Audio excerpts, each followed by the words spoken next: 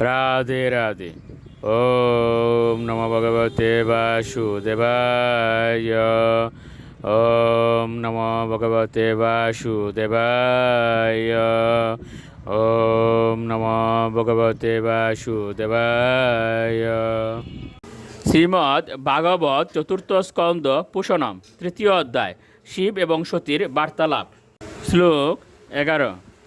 তৈ এতদ্ আশ্চর্যম অজ আত্মমায়য়া বিনির্মিতম বাতি গুণত্রয়াত্মকম তথাপয়ম ইয়োষিত তত্ত্ববিচ্যতে দীনাদিদৃক্ষে বব মে ববক্ষিতিম। অনুবাদ: এই দৃশ্যজগৎ ত্রিগুণের পারস্পরিক ক্রিয়া বা পরমেশ্বর ভগবানের বহিরঙ্গা শক্তির এক আশ্চর্যজনক সৃষ্টি।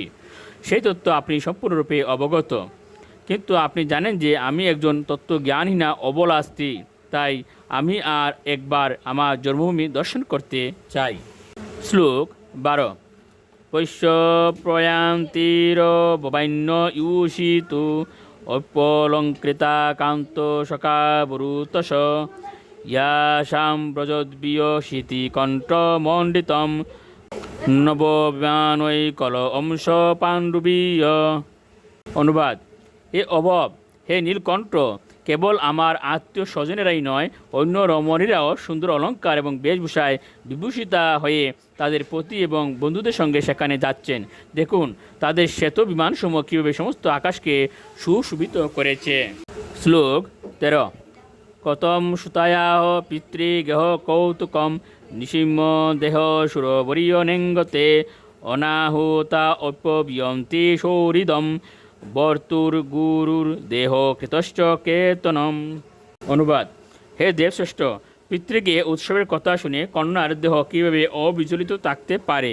আপনি যদি মনে করেন যে আমাকে সেখানে নিমন্ত্রণ করা হয়নি, কিন্তু বন্ধু, স্বামী, গুরু অথবা পিতার গৃহে তো বিনা নিমন্ত্রণেও যাওয়া যায়। শ্লোক 14।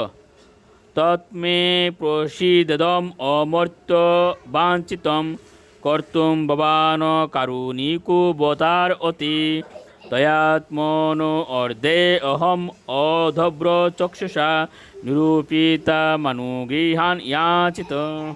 অনুবাদ: হে অমর শিব, কৃপাপূর্বক আপনি আমার মনোবাঞ্ছা পূর্ণ করুন।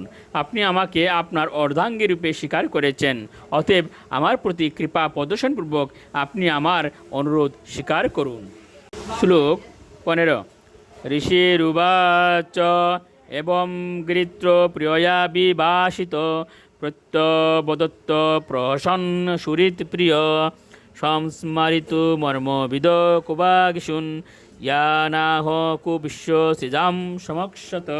অনুবাদ: মহর্ষি মৈত্রেয় বললেন, কৈলাস পর্বতে ত্রাণকারী শিবের যদিও তখন বিশ্বস্রষ্টাদের সম্মুখে তার প্রতি দক্ষের মর্মবেদী কটূক্তির কথা স্মরণ হয়েছিল, তবুও তিনি তার প্রিয়তমা পত্নীর বাক্য শ্রবণ করে হেসে উত্তর দিয়েছিলেন। রাধে রাধে।